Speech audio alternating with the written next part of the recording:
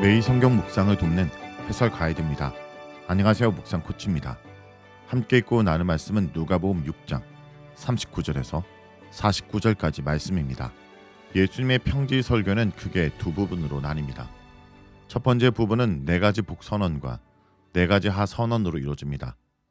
두 번째 부분은 하나님 나라 백성으로 어떻게 살아야하는지에 대한 교훈입니다. 이 중에 27절에서 28절은 원수 사랑에 대한 네 가지 교훈을 말하고 있습니다. 그리고 이제 39절에서 49절에는 한 가지 주제로 말하기는 쉽지 않지만 하나님 나라 백성의 삶에 대한 네 가지 교훈을 이야기하고 있습니다. 39절부터 읽겠습니다. 또 비유로 말씀하시되 맹인이 맹인을 인도할 수 있느냐? 둘이 다 구덩이에 빠지지 아니하겠느냐? 제자가 그 선생보다 높지 못하나 무릇 온전하게 된 자는 그 선생과 같으리라. 어찌하여 형제의 눈 속에 있는 티는 보고 내 눈에 있는 들보는 깨닫지 못하느냐? 너는 내 눈 속에 있는 들보를 보지 못하면서 어찌하여 형제에게 말하기를 형제여 나로 내 눈 속에 있는 티를 빼게 하라 할 수 있느냐? 외식하는 자여 먼저 내 눈 속에 있는 들보를 빼라. 그 후에야 내가 밝히 보고 형제의 눈 속에 있는 티를 빼리라. 못된 열매 맺는 좋은 나무가 없고 또 좋은 열매 맺는 못된 나무가 없느니라. 나무는 각각 그 열매로 하나니 가시나무에서 무화과를 또 찔레에서 포도를 따지 못하느니라. 선한 사람은 마음에 쌓은 선에서 선을 내고 악한 자는 그 쌓은 악에서 악을 내나니 이는 마음에 가득한 것을 입으로 말함이니라. 너희는 나를 불러 주여 주여 하면서도 어찌하여 내가 말하는 것을 행하지 아니하느냐? 내게 나와 내 말을 듣고 행하는 자마다 누구와 같은 것을 너에게 보이리라. 집을 짓되 깊이 파고 주추를 반석에 놓은 사람과 같으니 큰 물이 나서 탕류가 그 집에 부딪히되 잘 지었기 때문에 능히 요동하지 못하게 할 거니와 듣고 행하지 아니한 자는 주추 없이 흙 위에 집 지은 사람과 같으니 탕류가 부딪힘에 집이 곧 무너져 파괴됨이 심하니라 하시니라. 39절에서 40절은 맹인이 아니라 온전한 자가 되라 말합니다.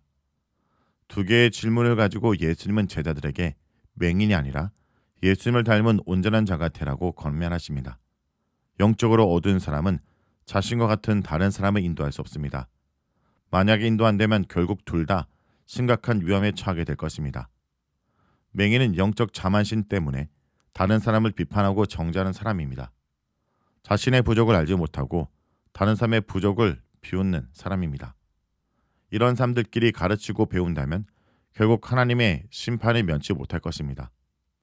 이런 의미에서 이 구절은 37절에서 38절과도 연결되고 41절에서 42절과도 연결됩니다. 두 부분 다 영적 자만심으로 다른 사람을 비판하는 것을 경계하고 있기 때문입니다. 자기 이유로 가득 차서 다른 사람을 비판하고 정죄하는 사람을 따라가지 말아야 합니다. 또한 비판과 정죄의 정신으로 다른 사람을 가르치는 것을 피해야 합니다. 그러므로 영적 어둠과 자만심에 벗어나기 위해서는 영적으로 깨어있는 온전한 선생을 만나야 합니다. 제자는 선생보다 높지 못합니다. 그는 선생을 따라하며 배우는 자입니다. 제자의 최고의 목표는 선생을 넘어서는 것이 아니라 선생을 닮는 것입니다. 온전한 선생이신 예수님을 닮는 것입니다. 온전하게 되다 라는 문맥에서 다른 사람의 허물을 덮어주고 용서하고 그에게 친절한 것입니다. 예수님은 원수를 사랑하시면서 용서와 친절의 본을 보여주셨습니다. 그렇다면 어떻게 예수님처럼 온전하게 될 수 있을까요? 베드로는 하나님께서 그의 백성을 온전하게 만드신다고 고백합니다. 히브리서 기자도 하나님께서 그의 수신자들을 온전하게 하시길 기도합니다. 그러나 이것은 또한 사람이 힘써야 할 부분입니다.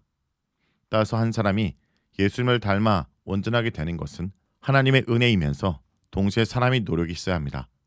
하나님의 은혜로 우리는 다른 사람을 비판하는 것이 아니라 용서하고 격려하는 사람이 될 수 있습니다. 동시에 나의 자만과 영적 무지를 하나님께 고백하며 결단하는 것이 필요합니다. 41절에서 42절은 내 눈에 있는 들보를 빼라입니다. 들보와 티를 사용하여 자신의 죄와 다른 사람의 잘못을 비교, 대조하고 있습니다.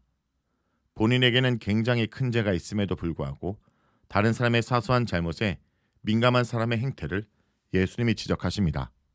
예수님의 말씀의 요지는 먼저 자신을 돌아보라는 것입니다. 심지어 다른 사람의 잘못을 발견할 때조차 자신의 죄를 먼저 돌아보고 자신의 죄를 먼저 처리하는 것이 옳다는 말씀입니다. 사실 자신의 눈에 들보가 있으면 제대로 보지 못합니다. 내 눈의 들보를 제거하면 제대로 된 시각으로 상대방을 바라볼 수 있습니다. 또한 들보라는 말은 강조하는 말입니다. 아주 작은 티도 내 눈에 들어오면 눈동자 바로 앞에 있기 때문에 굉장히 커 보입니다. 즉 들보처럼 크게 되는 것입니다.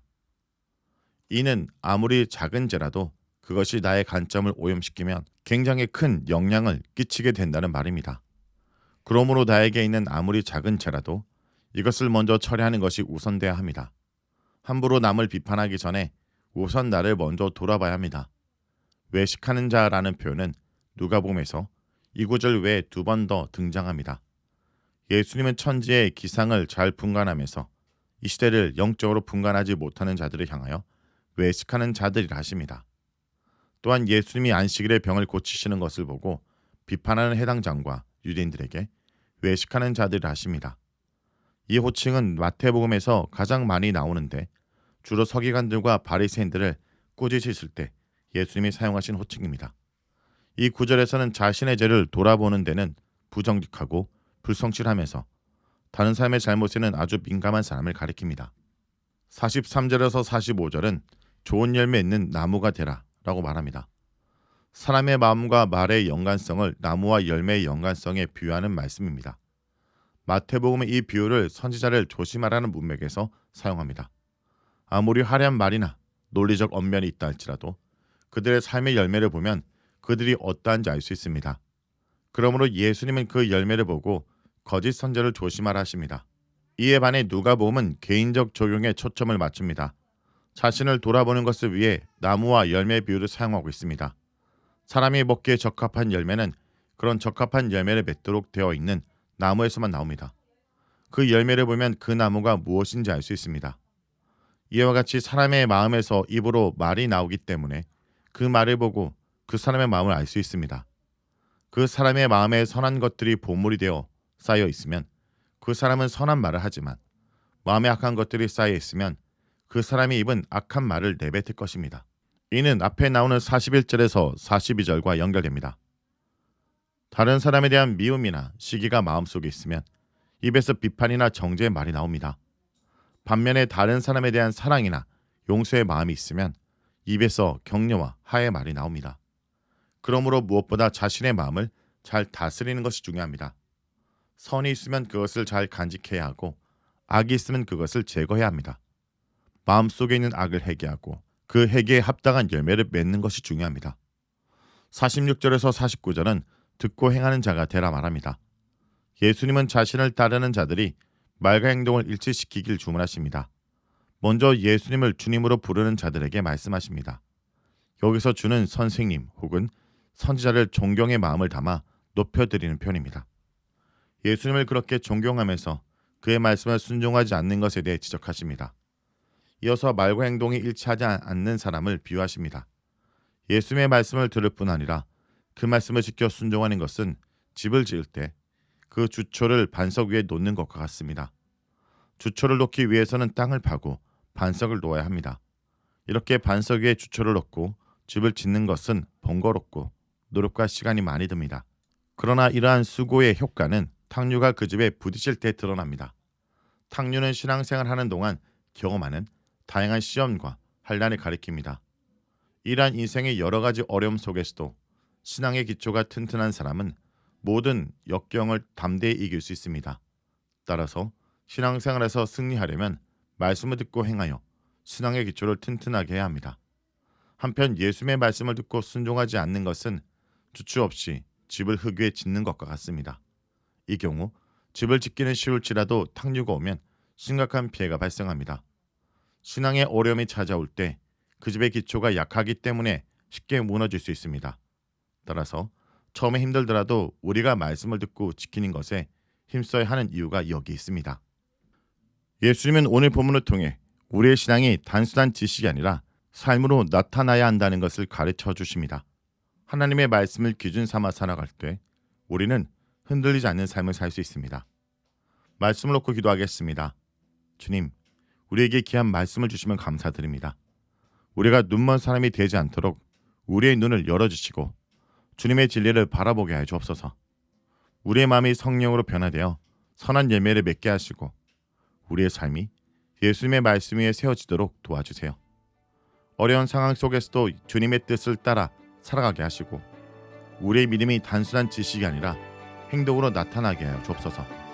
예수님의 이름으로 기도합니다. 아멘.